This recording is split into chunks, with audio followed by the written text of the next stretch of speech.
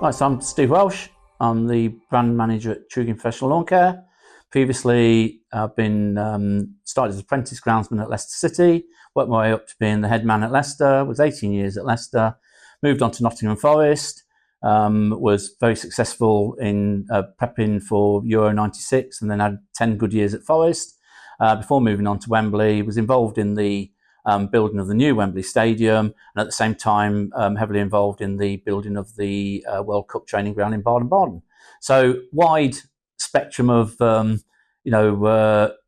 ticks on my career list, but as I say, very, very proud of what I've done previously in the sports industry, but now, as I say, very proud also of what I've been able to achieve in 15 years as TruGreen's brand leader.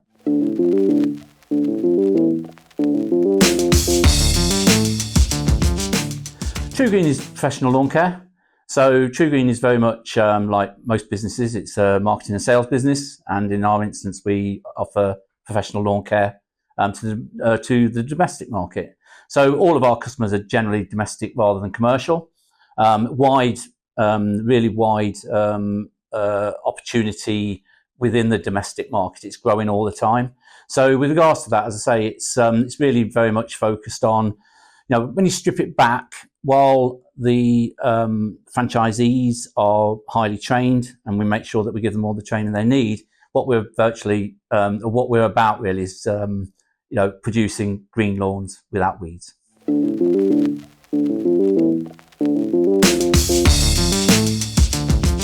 Yeah, I mean, it encompasses everything really. I always say it's very much like being the director. So we've got obviously lots of different areas that support the brand. And as the brand manager, obviously, I'm right at the centre of that. So, yeah, involved in everything from operational to technical to supporting marketing, IT, everything really that is part of the franchise. And, first port of call for a franchisee would pick the phone up and call myself.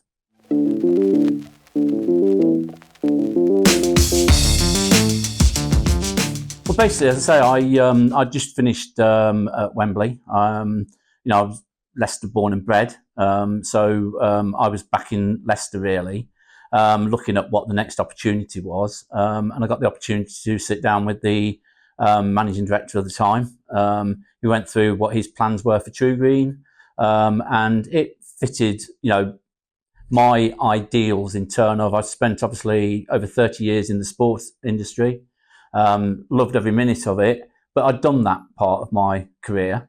This was an opportunity then to actually give something back. And that's what I've been doing for the last 15 years now, is actually giving something back, training people, supporting people, and allowing them to build businesses and have a successful lawn care business.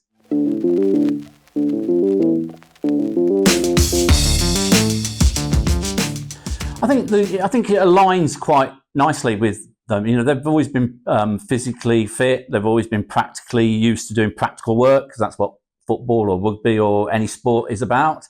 So I think, in terms of them being out in the open, carrying on basically being in the environment that they've been in all their life to date, it gives them an opportunity to buy into a business that allows them to grow significantly year on year. And as I say to all franchisees, there's no upper limit to what you can achieve with the business. So I think it aligns nicely with what they've done previously, because it's very much about the practical side. But the important thing as well is, within any franchise, is to make sure that once you are aware of what you're doing from an operational side of it, is that you also prepared to be working in the business, not just on the business. So again, at that point, it's about bringing in staff and having additional vans on the road, etc. So all of that's about growth. And I suppose, most sports people grow through their career in terms of they started as apprentice and possibly end up being an international. It's a similar thing.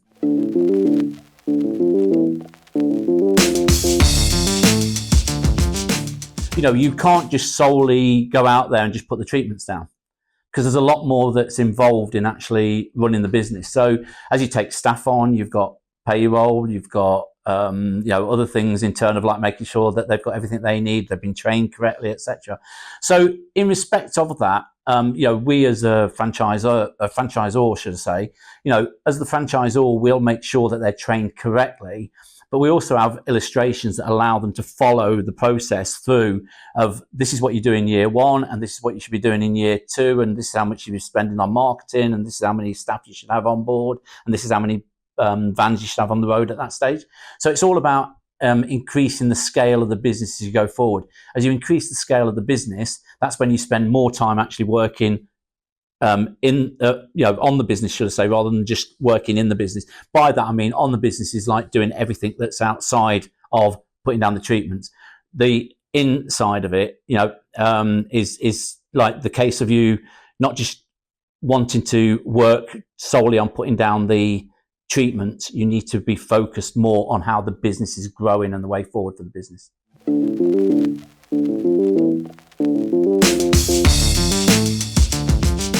I mean, when somebody buys the franchise in the first instance, obviously we do a 2-week training academy.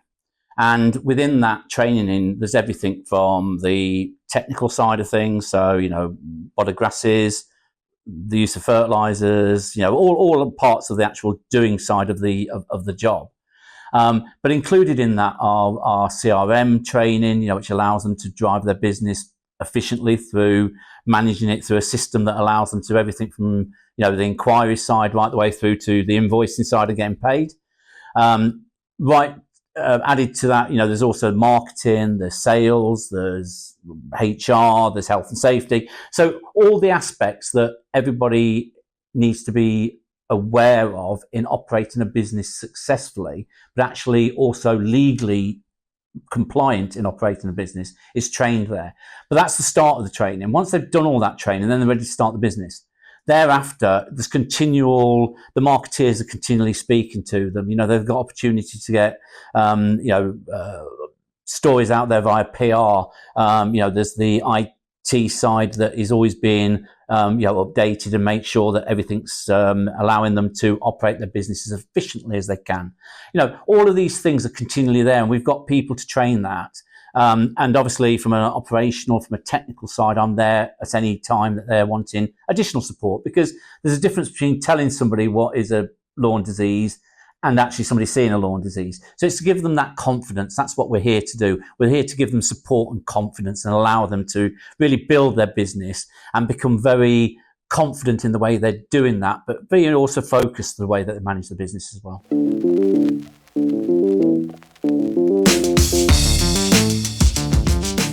I'm just, I've always been in love with the turf industry. I'm very, very lucky that I came into, my first job in the industry as a 16-year-old and found that it was something I loved doing. So what I believe is that everybody who's successful in the industry has a clear vision of what they're doing. You don't need to overcomplicate it. The biological way that grass grows will never change. We get better products, we get better machinery, we get better techniques, So it's all about that. So the overall love of what I do gives me a great passion, and I believe that great passion is what allows you to pass that on. And I've always seen that as a really important part of what I do. I've been able to do that when I had grounds teams. I was able to lead them in the way of saying, right, this is the way we do it, this is the way we go about it, but with a passion. And I think that's what I do now with TruGreen. It's actually giving I've got the opportunity now to give something back, and giving that back is actually to give people passion, training, support in moving their business forward.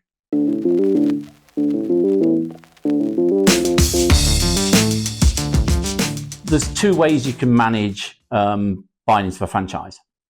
What we're looking for, as I say, we're looking for people that not only want to work in the business but on the business. So in respect of that, we need people that are going to be wanting to grow a business, and we're looking at people that are looking in a certain financial group of costs, you might say, with regards to that. So to buy a franchise, and a brand new franchise, will cost you, just short of 50k. But for that, you get all your equipment, you get all your product to start the business with. You have to obviously buy product thereafter, but you will get all your marketing for the first year, all the support, your CRM, you get as part of that's supplied for you with that. So in turn of that, it's, just short of 50k to buy into the franchise, but you get every single thing you need to start the business. There's nothing missed.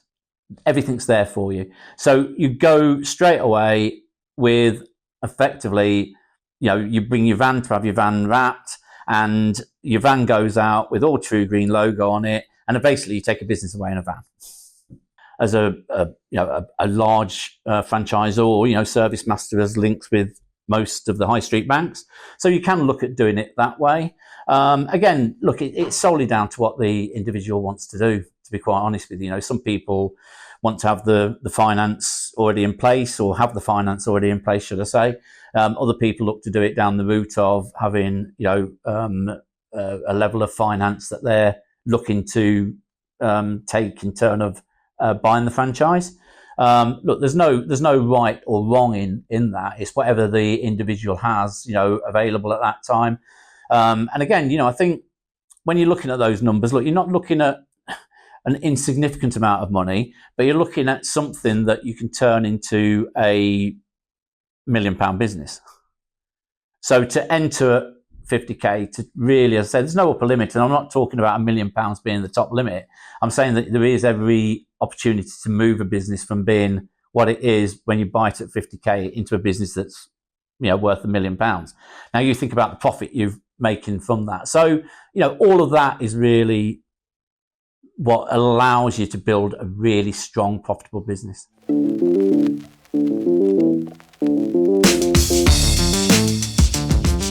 Look, we would say in year one, you should be doing, at least 70, 75k, as your top line, Now, the other thing that you should remember with lawn care is that the overheads are pretty set. So your overheads are going forward. Yes, you've got marketing to buy into in year 2, 3, 4, and 5. But in turn of that, you've got marketing to buy into, you've got the van to run, you've got products, But that's your overheads in many respects. They're set. So in turn of you building the business forward, as you take a second van and put a second van on the road and bring in a technician to work on that van, because it's important that you have individual technicians working out of individual vans. Otherwise, everybody just follows each other around. So you're not going to make the benefits from that. So in turn of that, minimum should be 70, 75k in year one, but there is no upper limit, as I say. So people that really want to drive can probably better that. In the first 5 years of having the franchise, you could have a business that's worth 500k, 750k. Again, there's no upper limit, but it really is, again, about bringing people to the franchise that are focused on wanting to grow a business, because that's what everybody's in business for. You're in business to make money.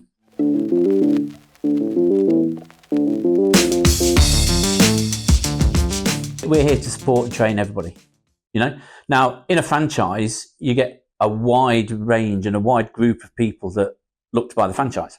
That could be anybody from somebody that's already got some background in the industry to sports guys like we're talking about here, or look, franchise TruGreen as a franchise is equally available and purchasable for men and women. We've had female franchisees that have been very, very successful. So there's no reason why it can't appeal to both men and women.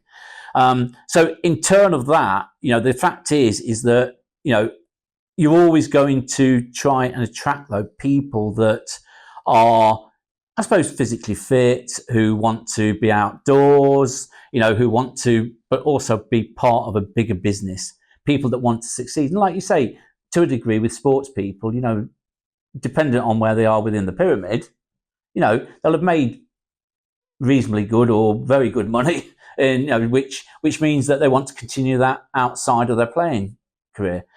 And really, that is vital in turn of also having a vision going forward. How do you fulfill the rest of your working life? Now, possibly some Premier League players probably earn so much money that they're in a different league to that. But a lot of footballers need to look outside of sport. And one thing I would add is that obviously I had 30 plus years in the professional sports industry. When I stepped out of that, and now I've had 15 years at TruGreen, right? The thing that I do say to people is that no matter how much you love it, which I loved what I did in sport, just like a player loves what they're doing, don't matter how much you love it, there is life outside of it. And that's something that people forget, because when you're in it, you do end up being a little bit like a mouse on a treadmill. And you're going round and round and round. It gets faster and faster and faster. And then to a degree, once a footballer then retires, they're off that treadmill. And it's, what do I do next? And I think that TruGreen Professional Lawn Care aligns greatly with sports people, whether they're men or women, because, as I say, going forward, a lot of it's about working, in delivering the business, not just delivering the treatments.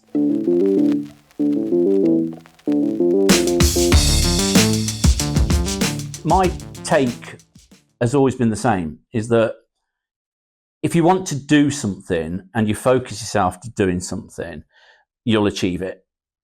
There's no reason why you can't achieve anything in life. I'm one of these positive people that works on the fact of look, you go out and get it. If it's open and it's offered, go for it. And I believe that, again, sports, men and women, when they come out of playing the game and are looking to take forward a business which would allow them to be, again, out in the fresh air at various times in their working day, that is the beauty of where I think it very much aligns itself with what they've done previously.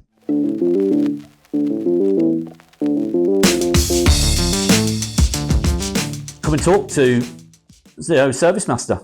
It's as simple as that. We'll explain to you everything from, when we're looking at the franchise, we look at the franchise journey. So it's about what you will get in terms of buying the franchise, what training you'll get at that point, what you can achieve while you've got the franchise, even to the point, people think it's a funny thing to talk about, but we will also look at the fact of when you've made success of that franchise, you might want to sell it on. So it's like what you can get as a exit strategy and the profits that you've already made within the business, but what you might sell it for, etc. So in turn of that, I say there's no upper limit. There's no upper limit to what can be achieved within the franchise.